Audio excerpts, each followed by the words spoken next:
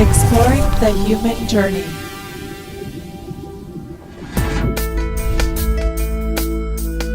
Kambo is a traditional Amazonian medicine and ritual in which the skin secretion of a very specific type of tree frog called the Phylomedusa bicolor.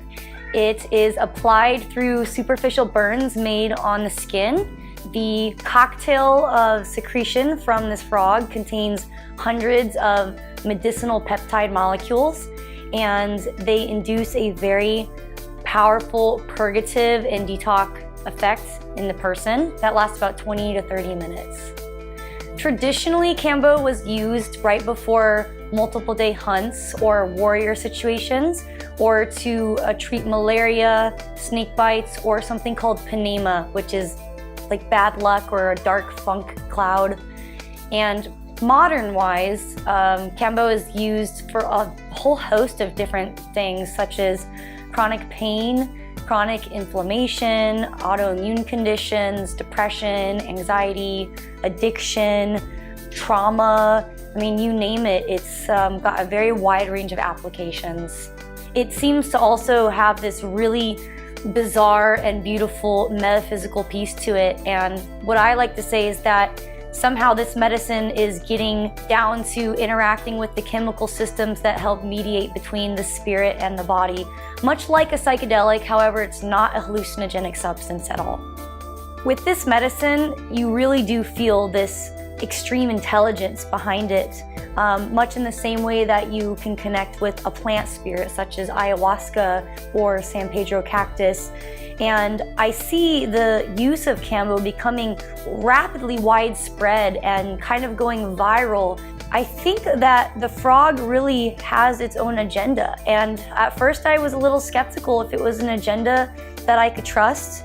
And I really do believe that there is this really benign magical spirit held by these frogs that is trying so hard to infiltrate the world and heal people on an individual level, so that collectively we can start to shift the way that human beings relate to each other and to other organisms and live on this planet, so that we all have a chance to continue surviving and thriving.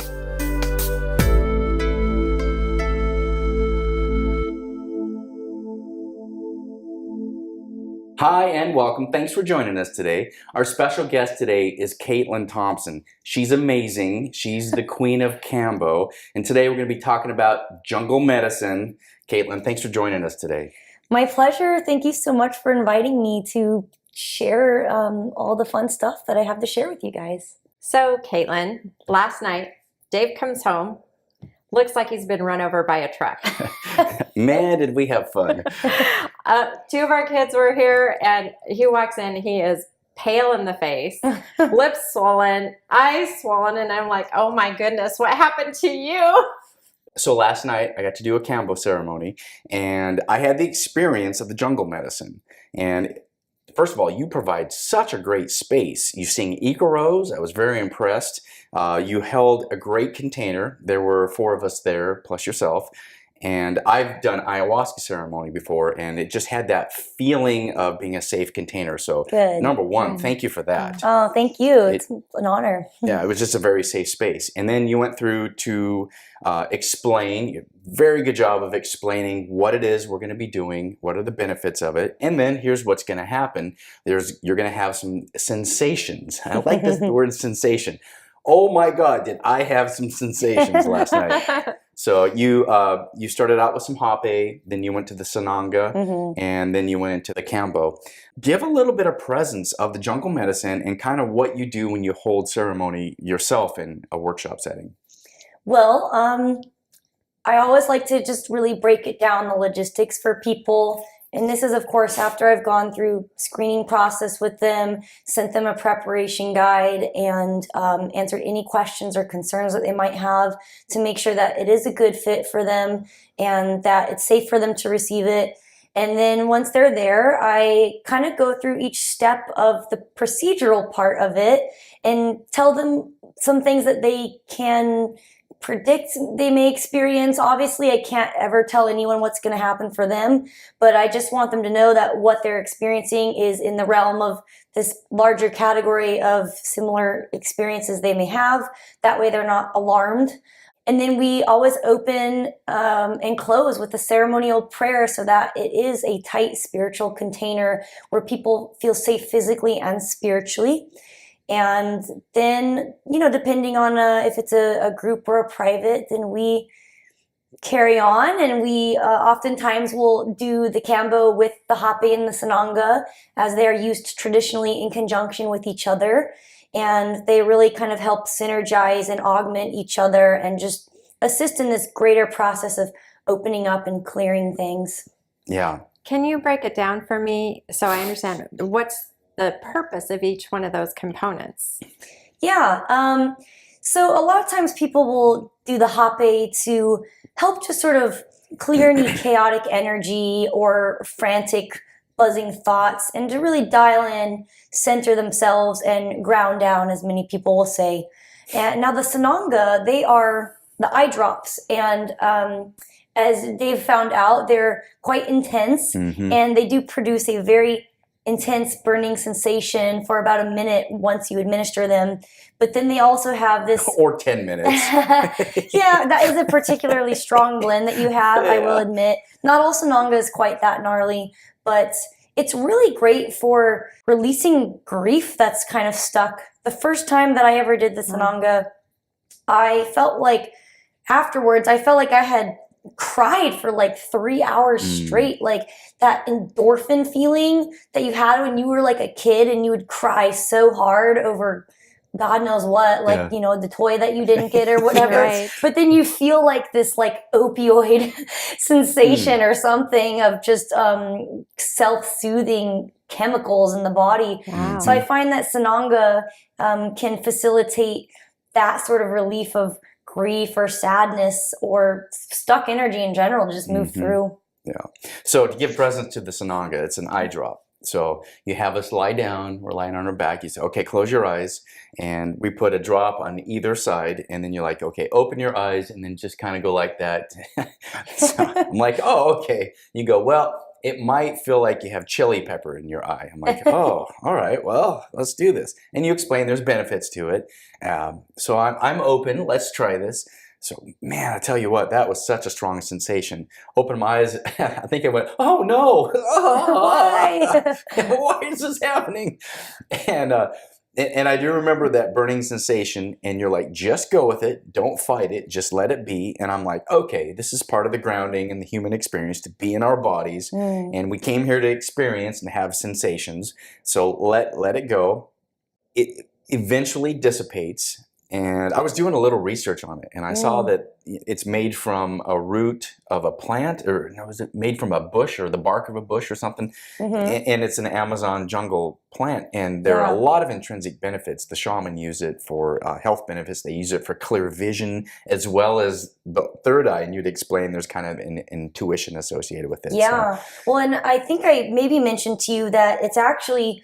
it comes from a plant that's in the same family as the iboga plant. Oh, that's right. So there is this mildly entheogenic feeling to it that you kind of recognize if you've explored the psychedelic space. When you get it in your eye, once you're not so enthralled with the stinging part, you can really feel that familiar serotonergic psychedelic feeling. And there's allegedly trace amounts of ibogaine or related compounds and alkaloids. It's kind of controversial if there's really ibogaine in there, but definitely a similar sort of vibe. Interesting. Yeah. And so it's just a matter of giving presence to that, and then from there, then we work into the Kambo. Yeah. And by the time they've gone through the Hape and the Sananga, they're like, all right, why not, But their inhibitions are down. They're like, okay, I've survived these other two things. And their confidence and their openness is quite elevated. And I just find they're able to meet the frog medicine more openly at that point. Yeah. And that's why they're used in conjunction as part of a package? Yeah, I mean, in traditional sense, they are used in conjunction. Traditionally, all these things were used like in large quantities right before multiple day hunts, where they would like hallucinate and have visions of where the animal was that they were going to hunt, and they would know exactly where to go, and somehow they would actually find that animal exactly where it was supposed to be. And so that's kind of a whole different way of exploring it. But just for the sake of keeping the traditional synergy of them all, I do like to use them together. Mm-hmm. So it sounds like to me there's this heightened sense of intuition that comes about from the medicine. Mm-hmm. Yeah.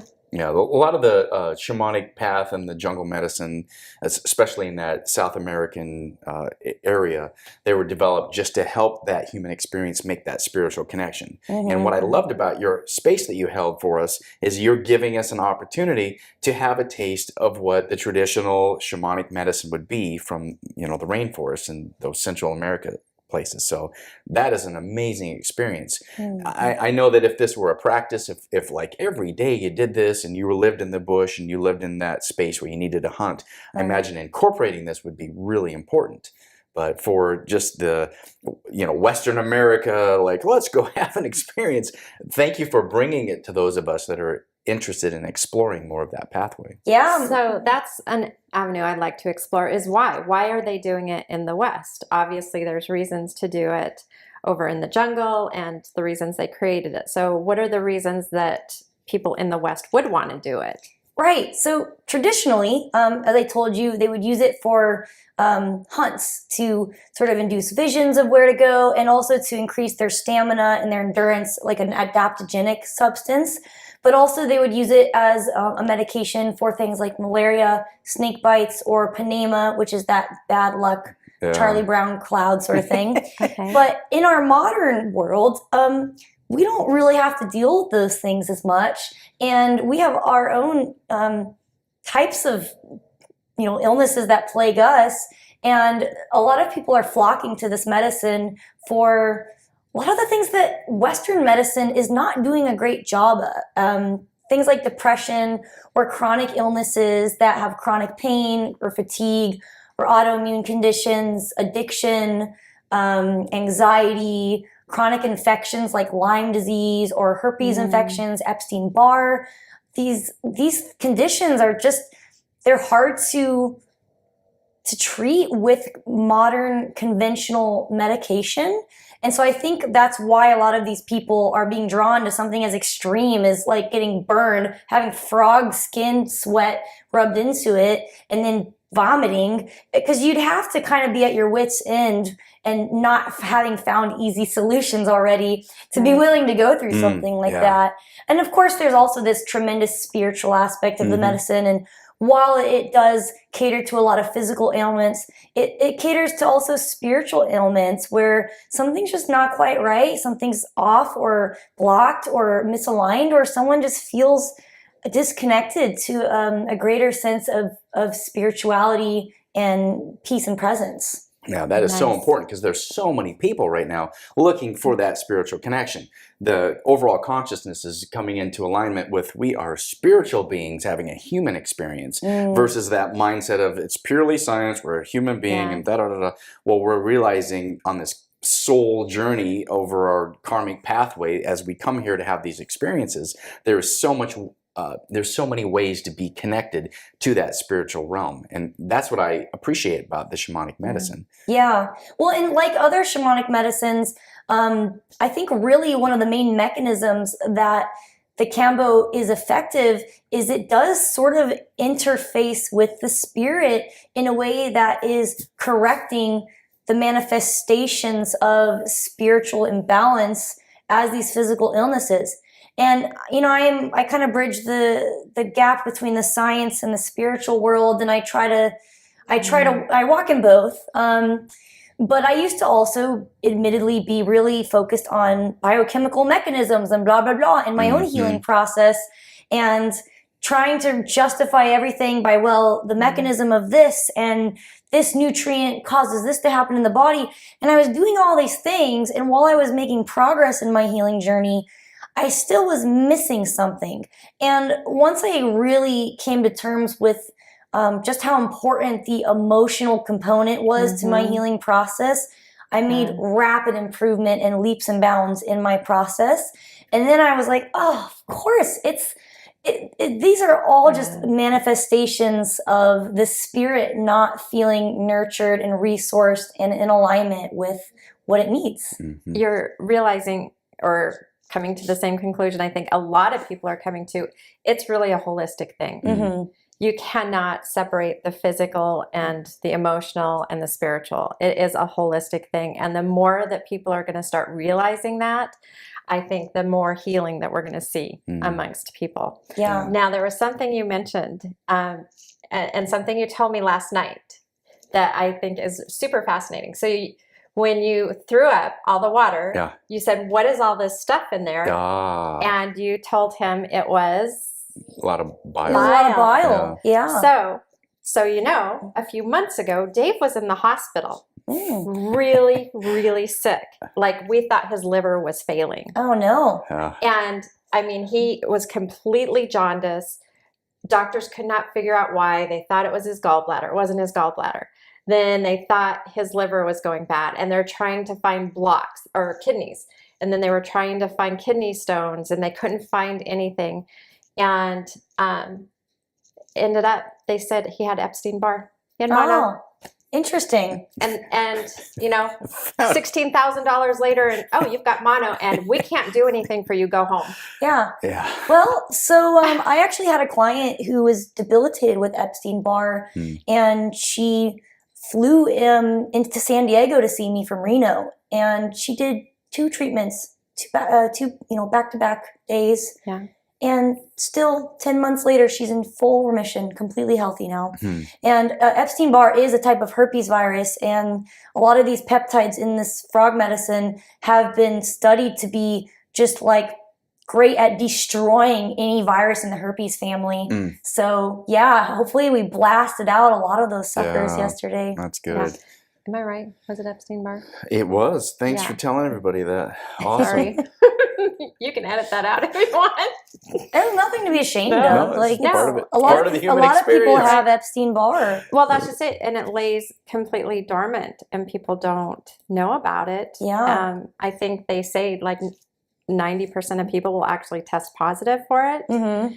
And that was something in my family's like, well, everybody's got to be tested. Well, why? It's just only if it shows up and expresses itself do we have to worry about it. Totally. I see the same thing with Lyme. There's a lot of people with Lyme disease all suddenly. And the reality is that a lot of people have Lyme bacteria living in them and their body's keeping it at bay and it's all good.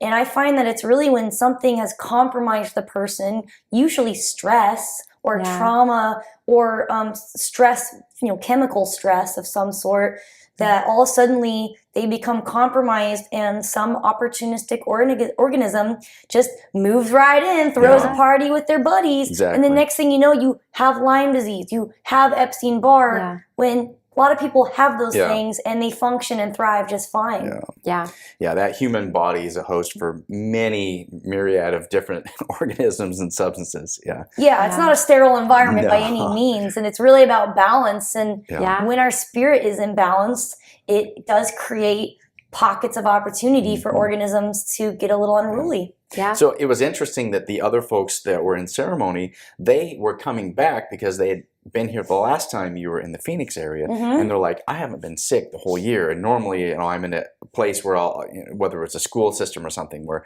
I can easily get sick from being in my environment. I haven't been sick. So the Kambo really has an effect where it helps people with their immune system, really bolsters that. Yeah, that's a pretty common thing that I hear from people and definitely can experience firsthand. I used to get sick constantly. I was so immune compromised that when you would actually do tests to try to measure antibodies, I didn't make enough to really show up on the test. Wow. So I was just like, and I was getting sick every 3 or 4 weeks, it seemed like. And now, I can hang out with sick people and sleep in a bed with my sick partner or whatever and not get sick. And I'm like, wow, never had that before until I got associated with this medicine. Nice. Yeah. So there's good a lot benefit. Yeah. There's a lot of benefits. So your body physically goes through, it feels like you're getting ill, and it's really fast. and I did appreciate that you're like, okay, if this is your first time, I'm going to do a test site for you. Mm-hmm. So she did do 3 burns. I got the scars to prove it right there. So you did 3 burns, and you said, well, what I'm going to do is I'm going to do a test on the first one and to see how your body reacts for it. Yeah. And I was like, oh, no, I'm pretty tough. Just go ahead. And you said, no, I wouldn't be a responsible practitioner if I didn't do it. I'm like, oh, well, then do it because I want you to be responsible. Tell me about the test and tell me about that for the first time. Yeah, I mean, really, every person that is receiving this medicine for the first time should be administered a test point by their practitioner as a safety protocol. Mm-hmm. And the reason is the sensitivity between individuals varies considerably, and you just don't know based on body weight or health condition or gender or anything whatsoever, experience. You can't gauge at all what that person's sensitivity is going to be like until you actually put the medicine on them and witness for yourself as the practitioner how you think their body is responding to it. And I think Dave thought maybe I was doing it just to like not freak him out. Yeah. But I'm like, no, it's not about like helping you feel emotionally at ease. It's about making sure that I'm dosing you properly. Mm-hmm. Because, you know, while this is a remarkably safe medicine, I do think that there's no such thing as a perfectly safe medicine, and everything has risks. And I do think that used incorrectly, you can harm somebody with not taking these protocols and safety precautions in place. So yeah, I made them do a test point, and then I was like, okay, now we can put the rest of them on. Yeah. You can have your full dose here. Well, you do the test, and you go, well, how do you feel? You give me a few minutes, and immediately, I remember my ears were starting to, they're like pulsing, and I was like, oh, and then my body gets real warm. I'm like, oh, yeah, I can feel the medicine. And after a few minutes, it started to subside. You're like, okay, well, I think you can have the other spots, the other 2 sites. And I'm like, oh, okay, here we go. And then you put it on there, and I like the way you've got it on the stick. You mix it up, you put the water on there, you make the little kind of the paste, if you will, the little precipitate, little right, goober boogers, flag boogers. Yeah, and then you simply put them on the site, and man, I mean, you start to feel it right away. Yeah, and you made us drink copious amounts of water beforehand. I had my little hydro flask. I had 2 of those. What's the average that you're supposed to drink? Liter? Yeah, so I typically try to get people to drink about 1.5 liters to 2 liters of water. Yeah. You want them full of water to help kind of lubricate the purging process. Yeah, where you feel like you're going to throw up when just the water. Yeah. Exactly. But there is such thing as having too much water, and that's another really fundamental safety protocol that practitioners need to have in place, and they need to be educated themselves and make sure that their person doesn't show up having drank 3 liters of water already, because then you can reduce the electrolyte content of the cells, and you can run the risk of developing hyponatremia, which is a very dangerous and potentially fatal condition of just drinking too much water. It's so stupid, right? Yeah. So, we just want that water in the gut to be vomited. We're not trying to hydrate you or anything. No, it was there. And so I felt the medicine come on, and the other people, they had already gone, and I was like, oh, I was watching them. Oh boy, they were having their experience. I'm like, oh, here it comes. And I'm an easy purge. I've done ayahuasca ceremony. I have no problem with la purga. I was like, rah. And man, all the water's coming out, and you can just feel all the toxins, you know, mentally I'm just imaging them coming into my body and just purging out. And then it was interesting. You made that point that I told you, she says, you had a lot of dark bile in there, and which then led us down the, I wonder if that has a relation. So, you know, the healing effect that can occur within the body. Yeah, definitely. I would say that the people that seem to have the most toxicity have the darkest bile. Of course, there's really no research on what the bile means or the color, which is why I started collecting data and writing down the color of people's bile to see if there is a connection at all with biotype or certain illnesses or certain types of demographics of people and whatnot. I would think that would be very useful to do. Got to start somewhere, you know? You do. Obviously, there's some kind of cause and effect there, whatever that factor may be. Yeah. So I think that would be a very interesting study to see how that comes out. Totally. So hopefully in the summer, we'll have at least some beginnings of information that can help lead us on a path of exploring more focused areas of research that seem like they're going to yield a lot of answers for us. Mm-hmm.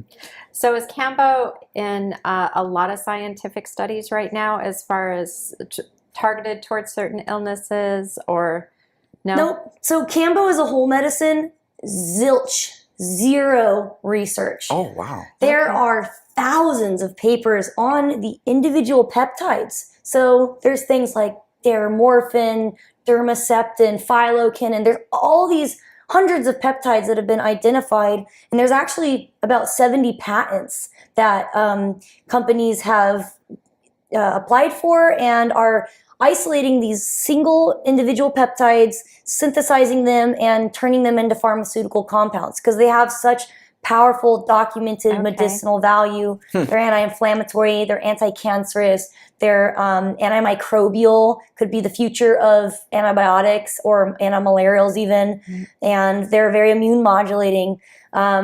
So they're all, taking those and turning them into drugs, but that's not what Kambo is.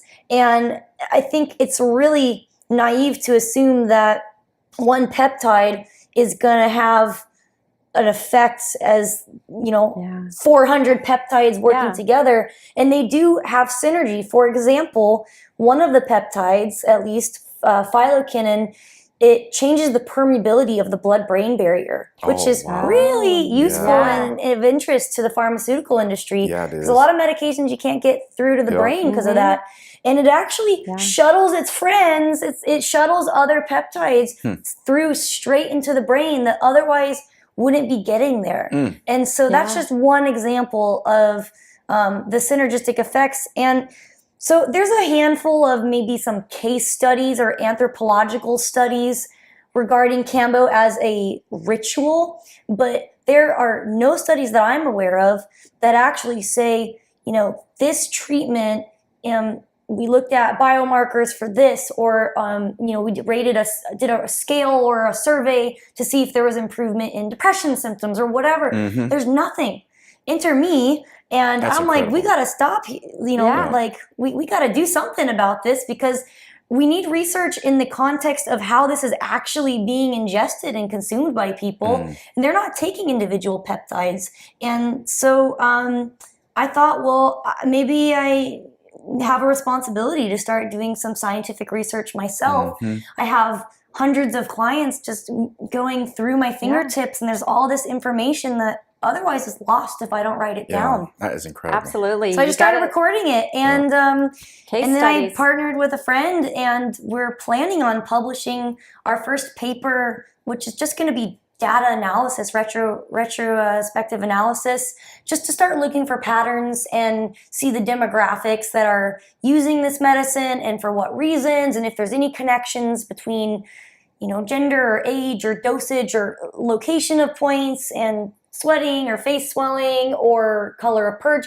I mean, we just don't know what we're going to get. We're kind of just throwing a rock anywhere and seeing what sort of patterns come up. But I hope that we can start to forge a path of moving forward and doing actual clinical research where we are looking at things like maybe inflammation or immune modulation or even depression, scales and stuff like that.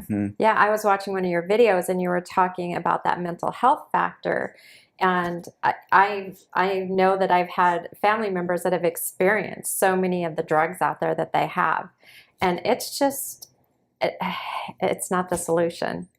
Those drugs are not the solution. There's got to be something that is a much better narrative and a better help to get their compass back going, right? Totally. Yeah, it's really about getting to the root of it so that the body can sort of reactivate its own self-regulating, intelligent feedback mechanisms and sort it all out instead of these Band-Aids that can actually cover up the progression of an illness that may surface as something else. If you've had depression for 10 years and you're on an SSRI and you're kind of subdued, and then you develop neurodegenerative disease, well, depression is the first stage of neurodegeneration and neural inflammation. And if you think everything's cool because your drugs have just been making you not really feel it, you might be missing a warning sign for the progression of something more serious coming. Well, that's the thing we've experienced with one of our kids, is that the SSRIs make him just feel numbed out, and he's like, I can't feel anything. And so he's been able to have treatment, and he's used shamanic medicine, and he's received very positive results from that. Good. Yeah, absolutely. You know, one thing that's really interesting, when I was reading a bio, it said you are a member of the International Association of Kambo Practitioners. I didn't even know there was such a thing. There is. So there's a group of people that said, well, there's a certain standard that we want to uphold. Right. And what I think is interesting, you're taking your scientific background along with the credibility that you have amongst practitioners, and you're saying, let's take the old world technology and the new world technology, and let's put it together and do some research, see how we can bring the science and the spirituality together. That is fascinating to me. Yeah, I mean, that's the future of healing, as we talked about, is really merging those two, because really people aren't going to be able to be whole and well without the spiritual component to their lives. So Caitlin, tell us a little bit about why. How did you get into all of this? Yeah, out of necessity, truly. I was chronically ill with Lyme disease and other central nervous system infections, gut infections, SIBO, small intestinal bacterial overgrowth. I mean, there's a lot of words that I could use to describe all these different diagnoses or whatnot, but really it came down to kind of having a nervous system that was stuck in a traumatized state from just an unsteady childhood, and an inflamed system that had been overrun by organisms, and it just kind of had gone downhill. And I really didn't even know I was sick until I started to get better. I was just exploring, and I think there was a deeper thing in me trying to explore things, just trying to feel okay in life, really. And that's what brought me to the psychedelics, because at first they were just like drugs to try, I was like, what's this LSD stuff, And then as I started to get space and relief, I got more contrast around, like, wow, like I actually can feel better than I've been, moving through life. And so then I found myself with this frog medicine, and I had been a dedicated ayahuasca drinker, I guess you could say, prior to that. And a friend of mine who I knew from ayahuasca ceremony said, I've been really into this frog medicine lately. He kind of told me a little bit more about his experience. And I was familiar with it. I had been to the jungle to drink on several occasions, and I had heard about it, but it never occurred to me that it would be something that I would ever want to do. I guess I wasn't really sold on it. But then he told me about it. I'm like, oh, okay. I didn't even realize that it was like cool. I didn't realize there was anything to benefit from. It just sounded miserable when I learned about it first. So I went. Yes, it sounds exactly the way it is. And it is miserable. So then I went and I did my first ceremony, and I really had no expectations. I didn't even know that it was really going to be a spiritual experience. I just wanted to try it. And right away, I knew that I had stumbled upon something really profound. And I had a deep healing experience about ancestral trauma, and that my autoimmunity was actually caused because I was harboring what was like a spiritual infection that had been propagated down my lineage. And it didn't actually belong to me, but I was holding it, and my body knew it was foreign. And so it was like attacking it physically with this autoimmunity, but it was a metaphysical thing. And I said, okay, well, like, I'm sorry, but you can't stay here. You need to go. And I evicted it kindly. And then I just told my body, it's okay. It's gone. No one's going to hurt you. Like, there's no reason to attack yourself. We're all on the same team here now. And that ceremony was really the beginning of a rapid expansion and unwinding and transformative process that really played out for several years. But the person I was, this is maybe 3.5, 4 years ago, the person I was 4 years ago when I first did that medicine is so different than who I am now. And now I don't identify as being chronically ill at all. I thrive. I can basically keep up with the rest of the world, and I'm a little sensitive and have to do maybe a little more self-care to maintain than others, but I don't really identify as sick anymore. That's awesome. That's beautiful. Yeah. So the frog was really a tremendous ally for me in recovering, and I've seen it also be a tremendous ally for others that have tried everything. They've changed their diet. They've taken this supplement. They've done this breath work. They've drank ayahuasca. They've done all this. And there's still something that's just stuck and not moving. And the frog really just kind of gives you the space and the traction that other tools don't seem to be able to do in the same way. And then I really think that the frog, it feels like I made a deal with the devil, kind of. It feels like the frog came in and said, I can help you. Yeah.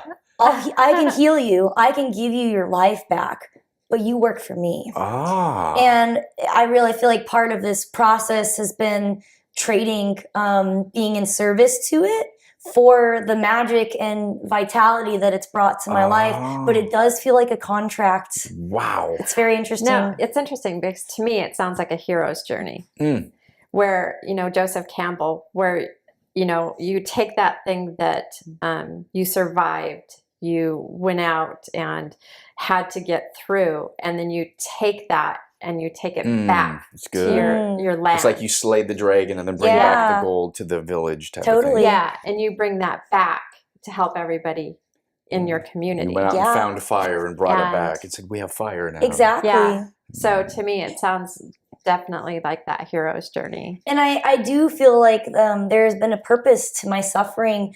And I feel like, man, if I hadn't been so intrinsically motivated to figure out how to get better, I wouldn't have gone and learned about all these tools. I wouldn't have read hours and hours of scientific literature or tried all these crazy intense treatments or breath work or therapy or supplements. And now I can take all that information and share it with other people who maybe don't have the same support or background in science or guidance, and they just don't know what to do. So I do feel like there was an intention from the universe to, like, I don't know, put me in that position so that I would have taken the initiative to learn about all these healing tools. I am fascinated by pre-birth planning, and I read the book Journey of Souls, and he does a bunch of hypnotherapy sessions with people, and he has all these case studies, like 7,000 case studies. And each time he's talking with someone, they go, I remember planning with my spirit guide to come down here, and I chose this body, and possibly in your case, there's a body that has some immune issues or something to overcome, and you're like, okay, I need a body that'll do that. So then that can connect me to finding the purpose for my soul to help people. I just think that's fascinating. I also think it's wonderful because you are so young, girl, and the path that you're on and what you have already accomplished, I can only imagine in 30 years where you're going to take this. If I make it that long. Oh, you will. I mean, I could see this just being, a regular part of, like, the real Western world. Yeah, so totally. And you're a scientist. You study, you like neuroscience, you're doing case studies. What are some of the projects that you have that you're kind of doing? Are you doing some trials, some tests with people doing stuff? Well, not yet. Like I said, right now I'm just serving the medicine and recording data. Yeah. And we're just going to start with that. And I do envision eventually kind of moving from being a practitioner full-time to really being a Kambo researcher and helping, manage other practitioners in participating in research. Because I think being a researcher, it's really helpful to actually have a connection with the medicine too. So I kind of see that it could go in that direction. But right now I'm just kind of working with the data that's already there. And then, doing my own psychedelics literature research, where I'm working on a literature right now about psychedelics for autoimmune conditions and giving talks about it, like at the conference this weekend. And really, I think my passion is just helping people feel good. because it doesn't matter necessarily to me what the tool is, whether it's a psychedelic, whether it's a supplement, whether it's Kambo, because I'm interested in all of those things. I'm really interested in all those things. But I just want to know what works the best. And whatever that thing is, whatever is going to help people feel good the most, that's the information I want to share. And so naturally, I end up sharing a lot of information about different things because there's so many cool tools that can help, you know? Right. Yeah. But tools, I mean, like you said, everybody's individual. So it's all about finding the tool that's for you. Yeah. So now you mentioned supplements. Is that your entheogen? Yeah. Right? Yeah. So I also have a supplement company. That's my other passion. Because you don't have enough to do already. I don't have enough hobbies to keep me busy. Yeah, my passion there is really helping people be resourced nutritionally, because depression and anxiety and psychiatric conditions have a huge component of nutrient deficiencies and neuroinflammatory processes or oxidative stress and stuff like that. And there also is actually a very huge immune function key that also ties into like the gut microbiome and chronic infections like Epstein-Barr. I mean, I could just go in swirls around you. But yeah, entheogen, we specialize in supplements for brain and mood health and mood enhancement, and basically providing a natural alternative to pharmaceuticals for people that aren't interested in going that route, or they want to get off the pharmaceuticals and whatnot. And all the ingredients are based on a lot of scientific literature, and a lot of people get real benefit from it, including myself. And my own mom was on SSRIs for 25 years, and now she takes my supplement. She's off her medication and it's doing quite well. Nice. Yeah. That's awesome. So how has that been? Is it just something that you're producing and distributing right now? Have you been able to get that into stores? Yeah, we're mostly online retailer. That's been kind of our focus for all of the time. We just entered our 6th year of business. So I've been at this for over 5 years, and I've still not paid myself a penny, but that's going to change this year. Sure, there you go. But yeah, it's finally got some traction. We mostly do website and Amazon sales. And in the future, we might look at retail options, but there's only 2 of us. And we've just been kind of applying our energy where it makes the most sense as far as efficiency goes. And someday we will maybe try to ravage Whole Foods and Target and stuff like that, but not today. And I would even see like getting it into naturopaths. Yeah, like, 'cause totally. they're really good about trying to find those alternatives. So Totally. I could see where that would be a great avenue. Yeah. Well, maybe this weekend we'll pique some interest in the naturopathic medical community. It's definitely on our radar. So yeah, that's great.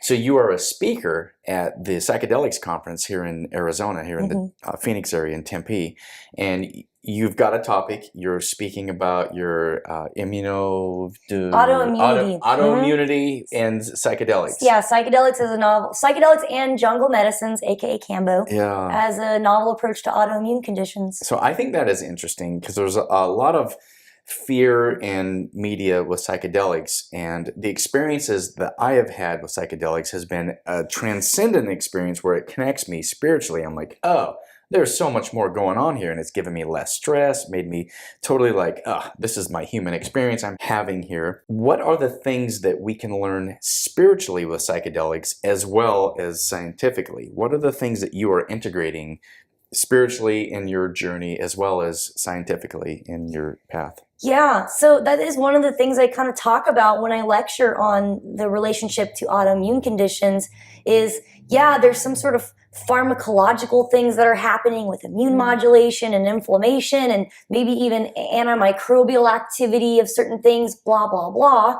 But the fundamental piece of it all is that psychedelics and Kambo seem to really get to that root cause trauma or spiritual imbalance, and they just address that original compromising trauma that created the cascade of physiological things to end up being all wonky. Yeah. So I really kind of drive that home as a main point in my talk is like, Well, part of the reason why these medicines are useful is they do address the biochemical, which is important because it's a real thing. It is. But they also sort of resolve the initial hot coals that are still there festering inside of you. And you can kill all the infections, you can take all the supplements, you can change your diet, and you can, do all the physical things. But if you haven't resolved the piece with the nervous system and the spirit and the emotional body, you're going to keep getting pulled into this maladaptive sick state over and over and over. And that's what I found in my personal journey and working with clients.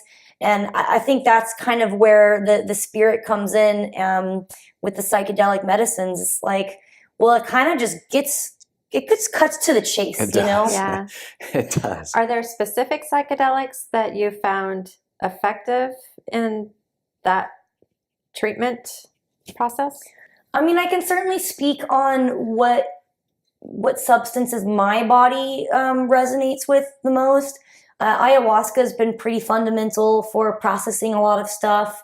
And, even I would say LSD, I've had a lot of opening with LSD. And I've had some experiences with mushrooms, but they don't quite work as well with my body as the other substances do. Part of that could be that I had mold exposure as part of the equation of my illness, and my body is hypervigilant against fungus. So any fungal organism, including psilocybin mushrooms, it launches this inflammatory immune response. So that is something that I also tell people to consider, is how reactive their body might be to fungus if they have fungal overgrowths or mold sensitivity, because there's also mold growing on the ayahuasca vine. There's mold in the jungle too, if you're actually going to the jungle. So that is something that most people don't think about unless you're super sensitive like me and you're like, mold everywhere. Interesting. The last psilocybin experience I had, I felt very, very sad, and I felt very sorrowful. And it was an experience where I was like, if consciousness is this one single thing, and it's the only thing in the universe and the multiverse, and there's only one thing and we're all experiencing it, then I just had this thought, I wonder if it's so sad and depressed that it just has to make up this play, and we're all just playing with ourselves. And I went down this trail of, it must be just the most sorrowful thing, and I started feeling sorrowful. And Gail is sitting next to me, and she goes, I feel really sad, we need to move. And so we moved, we went outside next to the tree, and I just kept thinking, if consciousness is just this one thing, it must be really sad, it must be really sorrowful. And Gail goes, I still feel really sorrowful. I go, I think it's me. She goes, it's you. And I go, yeah, I think it's me, because I'm thinking about just how we're the only thing that's in existence. And then I saw this cloud, and the cloud was the field of consciousness.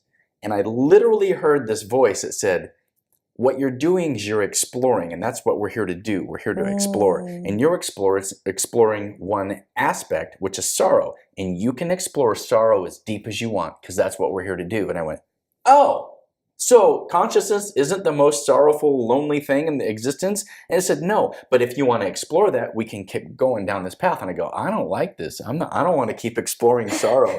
And then it switched. And it was like, well, what do you want to explore? I go, I want to explore happiness and joy. And it literally switched to the point where an hour later, I was laughing hysterically when one of our boys came in and he was like, hey, what's so funny? I'm like, I can't remember where I was before I was here. This is hilarious. I was laughing. Then he goes, shh. He goes, the other kid's in the bedroom trying to sleep because he's got a test in the morning. Well, that made me hoot and holler even louder. I thought it was hilarious. So the experiences I've had with psychedelics have been very nourishing, very spiritual, very connecting, and I've had some profound shifts. Now, I know there's a lot of people, they think, hey, if a little is good, more must be better. Sure. And you had an interesting perspective when we were talking last night. Yeah. Give me your perspective on people that are just like, I got to do more and more psychedelics. Yeah, well, I think it is a symptom of sort of the disease of the American mindset, is that more is more. Yeah. And I had to learn the hard way, that that's absolutely not true. And I think there are a lot of practitioners and participants that still think that the more you suffer, the more healing you go through. And that's just not true at all. And there is some blatant abuse and disrespect for medicine when you kind of just like, beat yourself into the ground with it. I was telling Dave last night about experience I had where I just drank like so much obscene amounts of ayahuasca in a 16-day period. I drank almost daily. I think I did about 14 ceremonies. Wow. And past the 5th ceremony, I was like just trying to survive. Like I was malnourished. My brain was like atrophying, and like I was out of neurotransmitters. It wasn't healthy. And like the first 5 ceremonies were cool and I got a lot out of them, and they were gifts, but after that it was like I was just trying to get through it and so I could be done, and really to prove to myself that I had the discipline to push through anything so that I never have to do that to myself ever again. And that experience cured my addiction to intensity. Yeah. And prior to that, I was always like, more acid, I'll just take 8 hits, Wow. And I just thought that was like, I don't know, it was an escape. It's an escapism tool, just like heroin can be, And while psychedelics have a lot less harm and physical dependency than other drugs, they can be abused like anything else, like any other tool of escaping, like television, like pornography, like food, like shopping, whatever. And I really took that lesson and kind of transformed the way that I move through the world now. Now I'm much more of a yin, soft, nurturing energy where I like giving things space. I like slowing down. I'm quite conservative with my clients when I'm serving them Kambo. And you know what? The medicine is always strong enough. And I put probably half the points on people than other practitioners would. And I just take it slow and I push them just enough. Like, I mean, I'm not like wimpy. I'm not like, like babying them. But I don't think that I need to pummel someone into the ground to give them the opportunity to heal. And I've really just kind of integrated that in how I serve medicine, how I show up in the world, and how I take care of myself. That's so good. I have found there's a huge importance after one of those experiences to allow yourself time to integrate it. Because otherwise you really lose the messages that were in it for you. They just, you didn't give them time to integrate. And so you blow past it, and pretty soon, months or a year or 2 down the road, you're like, why am I facing this again? When, Mama Aya told you to begin with, hey, here you go, take care of it. Right. You know? And there's people that are drinking like every weekend. And I just think like you would never hear someone say, I take antibiotics every week. Like, because I'd be like, wow, you must be like really messed up. I'm so sorry. Like, wow, you're so sick to need that much medicine. But we don't think about that with psychedelics. But it's like, if you're taking the medicine and you're not getting better, I think you need to really consider if that medicine is effective for you. And if there's something not working, you need to reprogram what the system is. Well, that's that ego construct, whether you're like, I got to have more, or you're the practitioner that says, I'm the best practitioner. I'm going to give them more than they really need. Because I've heard stories of people that have like 10 or 11 Kambo points for the first time they've ever done. And they've been so sick. They're like, they weren't well for a long time. Who cares what enlightenment you reach during ceremony? Who cares what messages you get? And like, you have all this opening.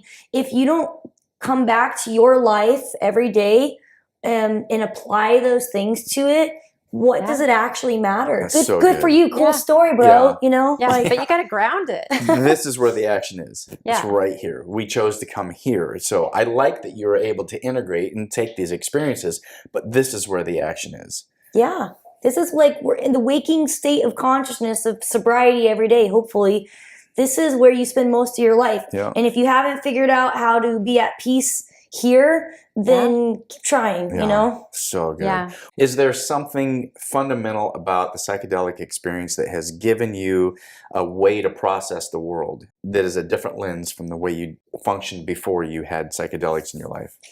Yeah, definitely. I would say my first experience with ayahuasca down in Iquitos, Peru, I got a lot of sort of expansive perspectives while down there.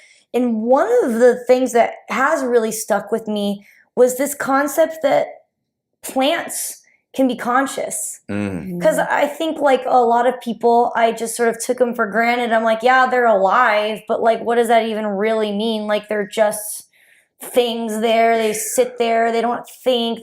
And really actually connecting with a plant and then starting to have experiences where I was having like telepathy with plants. Oh, cool. That's when I began to appreciate that there is some sort of awareness, whether it's a self-awareness or just some sort of conscientiousness that far surpasses human beings and even animals. And I just started to really feel that every piece of matter was conscious to varying degrees with different levels of self-awareness, and that the more complex, actually now I think I thought of my ayahuasca story of when I got direct information. I was actually also in Peru. I was in Sacred Valley in Pisac, and I sat there and I was like, give me the information I need to take back to the world to advance humankind. And I kind of had science in the back of my mind. And I got this crazy download about molecular consciousness and intelligence, and how neurotransmitters were actually like little antenna that were receiving like vibrational data or some sort of frequency, and were able to hold infinite amounts of data because it wasn't stored locally. It was non-local quantum information. Oh my God, kind of that like is some awesome. sort of wave frequency. And and all these molecules in the body, they were transmitting kind of like different radio stations in a way, and they actually were communicating with each other and transferring information between each other. And I was thinking about proteins and receptors, which are often proteins, and how molecules like neurotransmitters are binding, and there is some sort of transmission of information that's not just electrochemical, but there's some sort of vibrational. It might not even be an energy field that we've discovered yet, but it was kind of like wave based. And of course, I'm like, this is all ayahuasca, and so I don't have like technicality to explain it, but it was a very profound lesson in molecular memory and consciousness. And I realized that every molecule in this universe actually held memory of every interaction it's ever had in its existence, because molecules don't die, or they rearrange. They transform, they rearrange. And so a molecule that was in a dinosaur's body, it's encoding the experience of being a molecule in a dinosaur's body, and then it goes into a fossil, or it gets organically sort of broken down and then utilized by a plant thousands of years later, and then now it's existing in this plant, and it's recording the memory of being a part of that organism's consciousness. And just there's this infinite amount of memory that's stored in matter, and it's the past, the present, the future, because time is all fake anyways. So it was kind of cool to realize that like all of eternity of the memory of anything that any molecules ever experienced as part of a more complex system with emergent properties such as consciousness, it was all recorded, and I don't know, it just felt kind of like God's database, like God's binary code or something that he just pulls out a file, like, okay, what happened in 1846 at this location? But that's what you experienced. You said you had that cellular memory of the autoimmune disease that came down from the past. Yeah, totally. So that was exactly it, that cellular memory that all of our bodies contain, that we have to reprogram. So it's interesting how the psychedelic, the ayahuasca experiences I have, it meets me where I am. It met you where you were. Whatever that you're thinking, it's unlocking even greater realms It's fascinating because I was like, who am I? What am I? And she showed me, you're playing a character. Just calm down. You're part of it. And I'm like, oh, because that's the thing I wasn't going into neuroscience and molecular biology. I was going into, what am I doing? What's this all about? Right. You're playing a character. I go, oh, what's my character? She goes, oh, you're a 48-year-old white guy looking for enlightenment. Oh, okay, I get it. And that's where I was at that space and time. Yeah. And I just think it's interesting how we go through these things and it allows us to expand and have more information. Yeah. Who I am now and like sort of the spiritual beliefs that I have now, it's so embedded in who I am that I kind of forgot that I wasn't just like born like that. I have forgot, I had specific experiences that brought all of that to light actually. And I just had to kind of scan for one. And I'm like, oh yeah, that's really when I developed this concept of like molecular memory and consciousness. And you know, all those little insights into the reality of the universe and nature, they kind of compound until they form your holistic spiritual representation of reality. So I wonder how many PhD papers have been developed through a psychedelic experience. right? Yeah, probably more now than ever. Probably so. I think it is becoming more and more. That's good. Give presence to your website or sites, if you will, and how people can find you and get a hold of your work. Yeah, so if they're interested in learning more about the Kambo frog medicine, you can go to Medicine Frog Kambo, Kambo, medicinefrogkambo.com. And if you're interested in learning more about my supplements or kind of the other work that I do with educational platforms and sharing and speaking, I largely do that from my Entheozen website, and that's spelled Entheozen. It's just like the word entheogen, but with a Z, Entheozen. Because it's Zen. Yeah, you got it. And we have a YouTube channel, and I try to post a lot of short little videos on little nuggets of information on tools that just help us achieve wellness and prosperity in life. Love it. Yeah, your work is great. Appreciate what you're doing. I can't wait to continue to learn more about your work and to see where the research continues to go, specifically in your Kambo research. Yeah, thank you. I'm excited for that too. We'll see if it comes to fruition, but I think it will. I think you're onto something there. That's good. We like to end an episode with the guests saying, if there's one thing that I want to make sure people get from who I am and what I'm doing, it's this one thing. So what is that for you? I want to tell people to never give up on themselves, because the healing process can be daunting and exhausting and feel like it's going nowhere. And I've been there, and I have been in a situation where, I don't want to continue being alive because I don't think that it's going to get better. And here I am, and life's great, and I'm healthy, and there is a solution, and just keep going. Keep searching, keep moving forward, and believe in yourself, and know that you are worth going to the end of the earth for in order to find peace, health, and happiness in your life. Awesome. Love it. Caitlin Thompson, it's been an honor. Thank you so much for coming and sharing with us. My pleasure. Thank you for having me. Namaste. Namaste. Thanks for joining us here on Exploring the Human Journey. You can find us as a video on YouTube or listen to us as a podcast. You can also join in the conversation by following us on Facebook and Instagram. For more information, go to the website at exploringthehumanjourney.com.